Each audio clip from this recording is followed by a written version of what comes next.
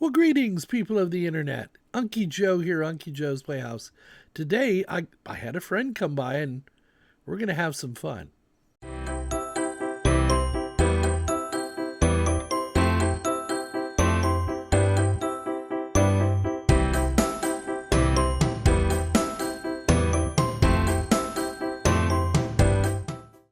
All right, so today, I love toys. I'm a kid at heart, and there's one game that just has a special place in my heart, and it's called Minecraft, right?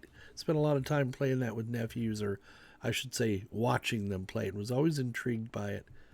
And I'm the guy who likes to know about how everything works in the back end, but I also admire watching and I enjoy watching people who know what they're doing in Minecraft, use it, play it, and whatnot. And who better than to show that for my audience than Nate at the NateZone. So today Nate is joining us, and we're gonna set up some servers. And for those of you that don't know, Nate is a nice young man I met a couple of years ago. He's been a long time subscriber, and he heard I wanted to do Minecraft, and he reached out to me. And I've always promised Nate to do a collaborative video, and he's a great guy. And I finally just got the time, and I remembered I'd made this promise to him, and I like to keep my word.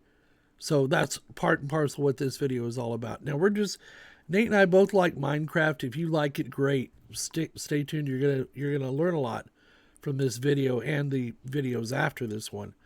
A lot of you do like them, and Nate's a very creative guy. He's like I'm an analytical brain, and he's got both. He's got the analytical and the creative side, and some of the cities he's made in Minecraft are just stunning to me because they take a lot of time to make them. But today it's all about the back end and how we get Minecraft up and running, and whether or not you need to, the pros and cons of hosting it yourself as opposed to hiring or buying a server from somebody else. And most of the time, I would recommend that you lease or buy a Minecraft hosting from a reputable company and buy a hosting package from them, because they're going to take care of all the stuff you don't need to be worrying about and give you a simple way to manage that server on the back end and then to let people onto it securely. So, but I'll stop talking now. Let's get to the video that Nate and I made. All right, so today's the day we teach an old dog new tricks, or old tricks to a new dog. I don't know. All I know is I'm here with Nate. Hi, I'm Nate. Nate who? Nate from The NateZone. There you go, from the NateZone. Yep. Actually, Nate kind of put the bug in my ear years ago about Minecraft, and kind of set me down this road. It's been 2 years since I set up my Minecraft server. It has. And we've all gotten busy in our lives and whatnot, and I came back to it, and I said, who's better than to help me with Minecraft than Nate? Because I've watched your videos, and I've always admired them. Especially, hell, I've even got a couple of the worlds that you've created that you graciously allowed me to download. Yeah. And so I know your level of capability with Minecraft. That's awesome. And that's why we're here today, is because Nate and I are gonna do a series of videos on Minecraft. So it may not be what people like, or it may not be, but for those of you that do and find it entertaining and informative, well, you're gonna have both of us to put on the show for you today. So Nate, I want to thank you for joining us and getting this endeavor started. Always a pleasure. All right. So today we're going to be setting up a server two ways. We're going to try it with Fork on Windows server, and then I'm going to set it up the old-fashioned way, the OG way, where we basically make a new folder on the desktop. We put a jar file in there, and then we get a command file, a batch file. We run that file, and it makes a whole bunch of server files that we can then edit and change our heart's content. And then by that point, we'll have a basic server running. We'll go to paper. That's my favorite. Server name. I'm just going to call it NaterCraft, because this is pretty much what I would do if it was my server. World, we're going to call it Nator World. Player slots. I do 20 typically. Now, so server is the name of the server, right? Or I could have created a new world under my server, but that's an advanced topic. I'm just trying to get the terminology right in my head. So the server name is just the official name when you look at it on the fork GUI. It'll be basically under the server list here. The world name is going to be the name of the actual world where all the region files for every single chunk in the world is stored. Basically, the entire world is stored under that directory.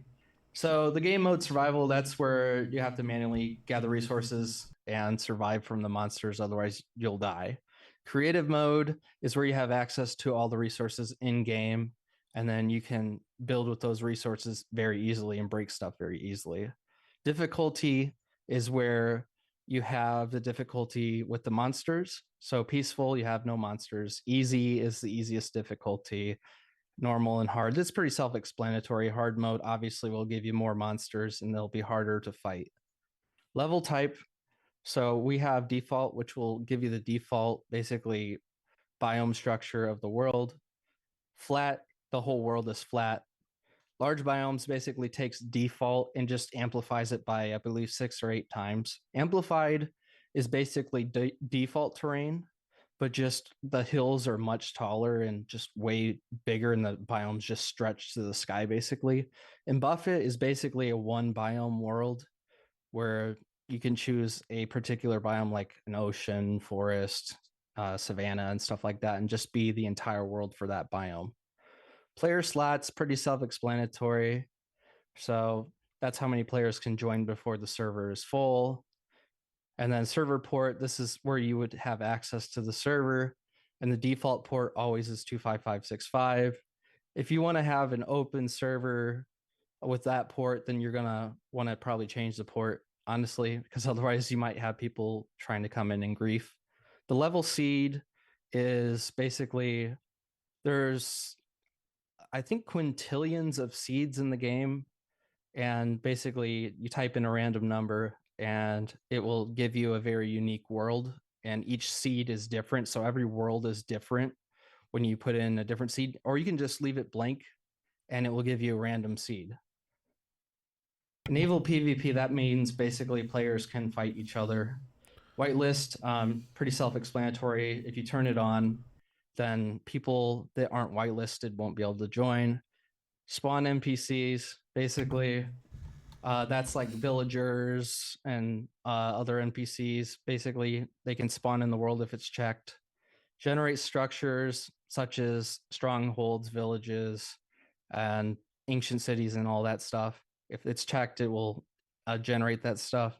Spawn animals, pretty self-explanatory. If it's checked, animals will spawn in the world.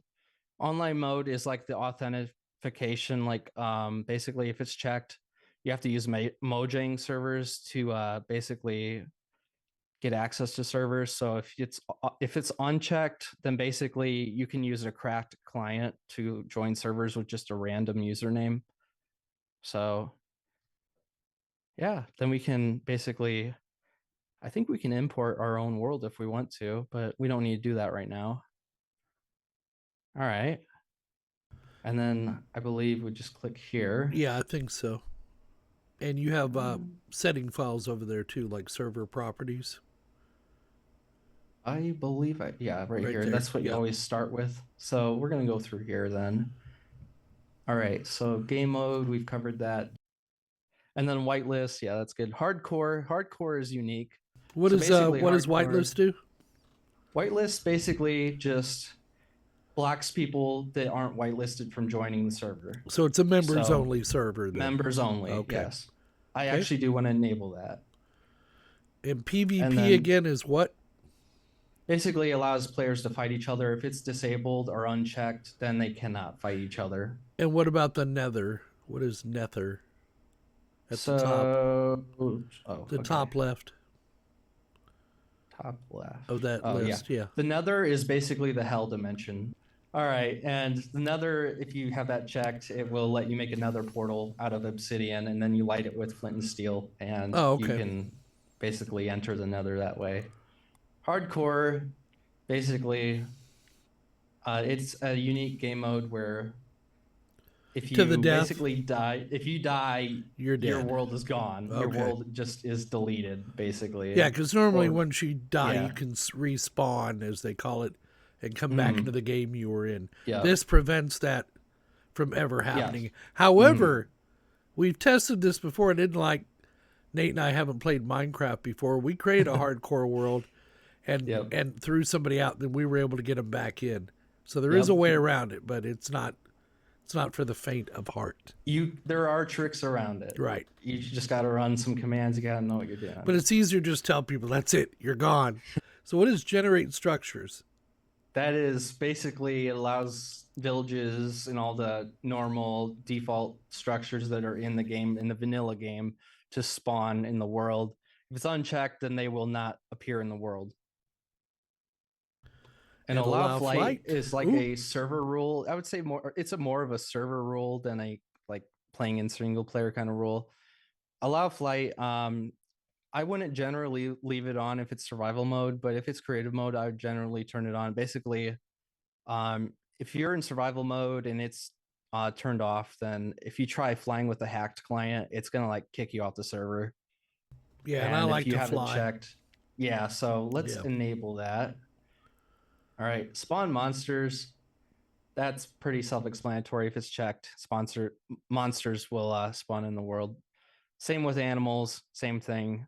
Same with NPCs. NPCs are like villagers that spawn in villages and stuff like that. Online mode is basically the authentication way. It's like authenticating either legitly or not legitly. So having that checked means that when you log into the server, you're going to be going through the Mojang servers to get authenticated, make sure you're a legit account. Whereas if it's unchecked, then you have to use a cracked client to get in the server. And that's very unsecure, in my opinion. And then enable query, I just leave that alone. I'm not even really sure what it does, honestly. And then spawn protection, I generally set this to 0 because we have plugins that can do spawn protection rather than the vanilla game doing it. Now the view Yeah. distance. Now the view distance is my understanding that this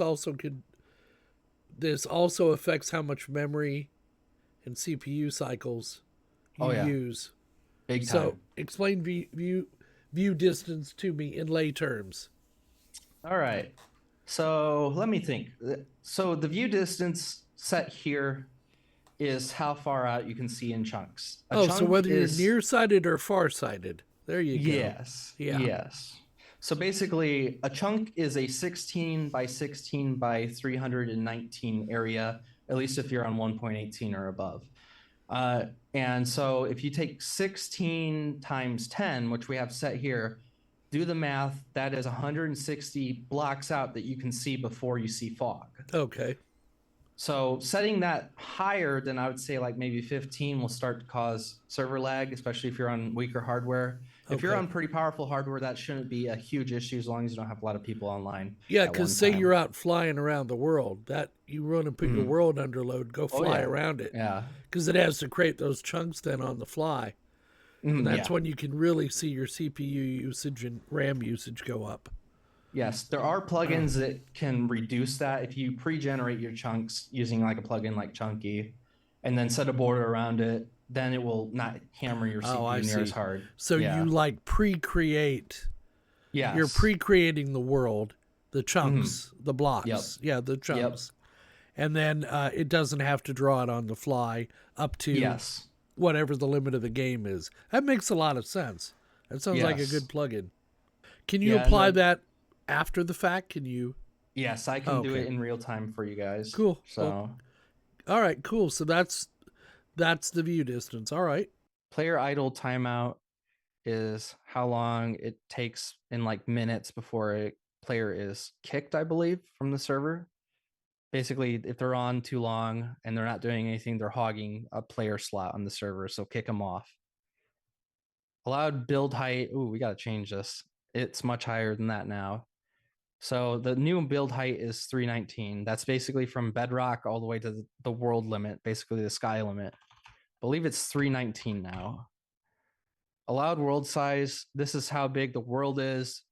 The allowed world size is how big the world is that you can explore.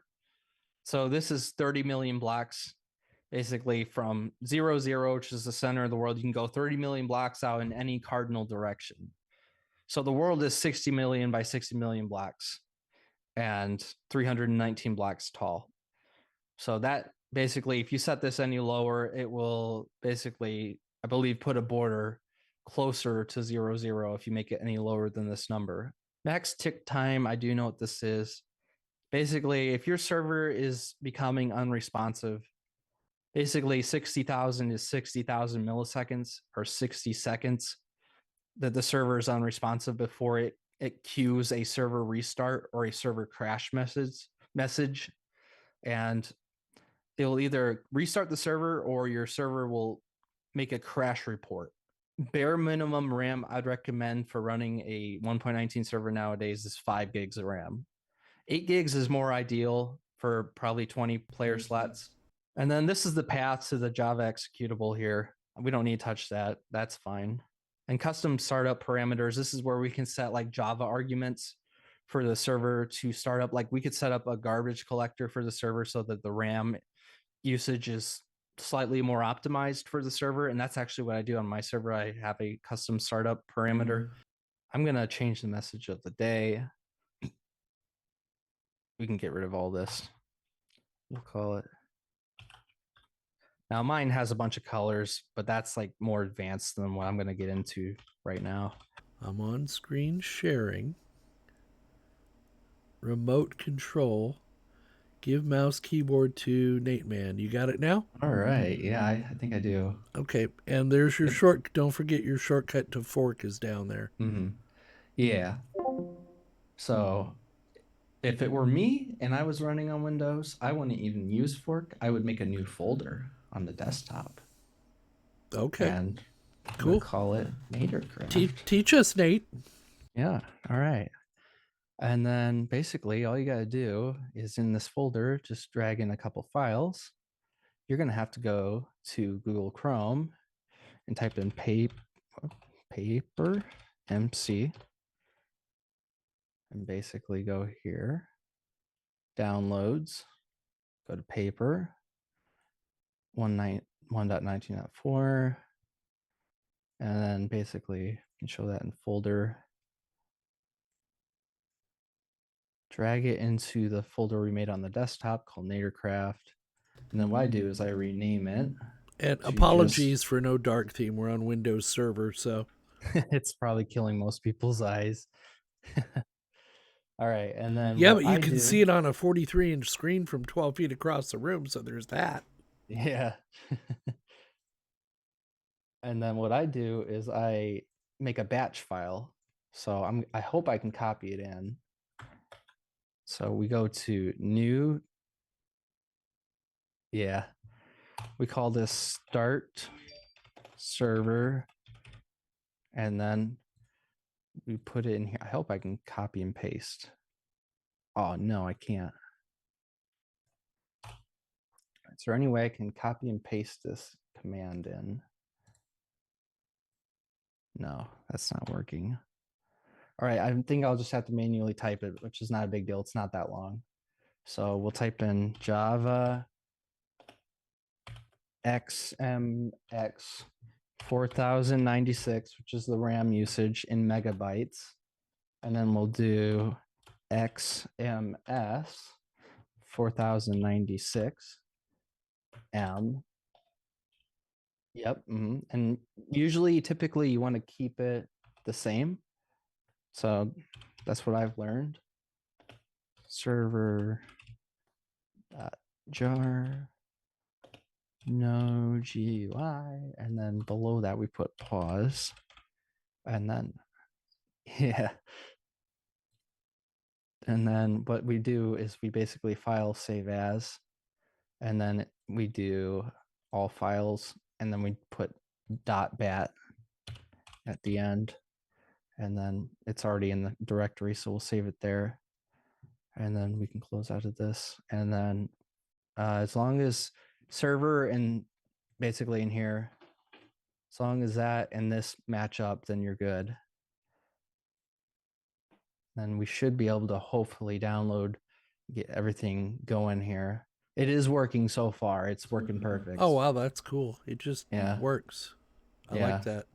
That's because the jar file, the paper.jar file, has everything inside of it. Right. So basically, it's going to want you to accept the EULA. This is very typical. So you got to go to the EULA file here and change it from false to true. Oops. Just a So little this bit is of a this is delay. the fun way to do it. See. Yes. Uh-huh. And then we just basically restart it. Do. All right. Now we're generating a world. We're generating all the config files. Yeah, I can see the files populating. Mm-hmm. It's a little slow, but that's okay. Spinning Rust. Mm-hmm. All right. 16 seconds. That's not bad for spinning Rust. All right. I should have typed stop in there, but yeah, we'll just click yes and enter on that. All right. So what we do next is server.properties. We go through there, edit with Notepad. Allow flight. We're going to make this a survival server. So we will allow flight for admins. Yay. Oh, I'm Allow assuming you're another. going to set me as an admin. So, Yes, I'll give you operator. Difficulty, most people like hard, so we're going to do hard. Yep, so far, let's see. Whitelist, true. Oops. There's a little bit of a delay, so sometimes I click the button too many times. Force game mode, nope. Survival, structure's good. Hardcore, we don't want that. And then let's see, level name. Since this is called Nadercraft, we're going to call it Nader World. Doesn't really matter if it's called that at all. It won't make a difference other than the name. Level seed. So my seed for my server is 9 sevens in a row. It's supposed to be a heavenly number, so that's why I chose it. 1, 2, 3, 4, 5, 6, 7, 8, 9. And then max players 20 is good. So we're gonna put Nader Craft Survival and then have fun. You could color this, but it's like beyond the video scope right now. And so we're going to set that to 512.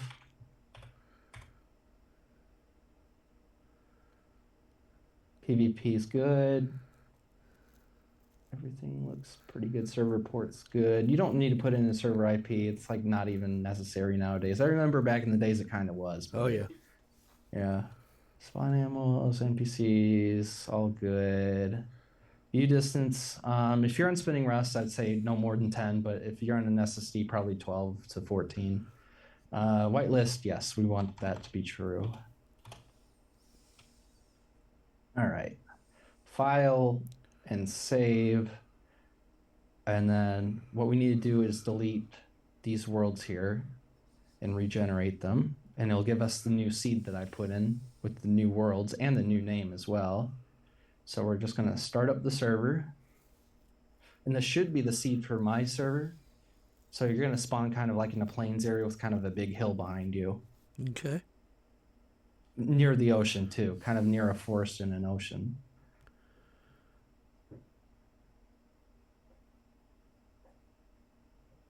Yep, it's preparing level Nader World. Mm-hmm. See, I like to look at the command line as it goes by. Mm-hmm. That's from my upbringing in Yeah. DOS, All right. CPM. And then what I highly advise you guys doing if you're running it this way, never close out of the program like this. Boop, because you might corrupt your world or you might Yep. corrupt your server. You got to stop it. It's like an absolute last resort. If nothing's working, then I guess you can do it. All right. Ta-da! Mm-hmm. And it even named it correctly. Yep. So at this point, you could join the server and play on it.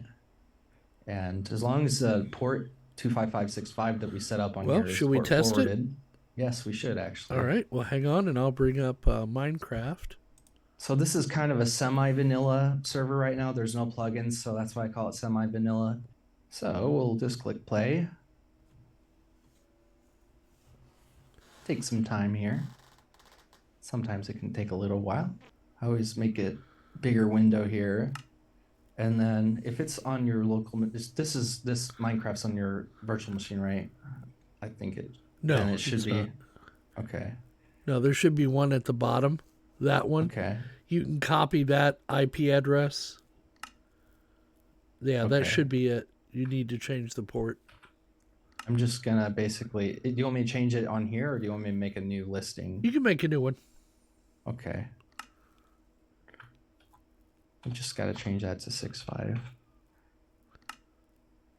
All right, it should show up. Oh, look at that. There's the Wow, message there's of that the day. message of the day you were talking about. Cool. Yeah, that's awesome. You know what?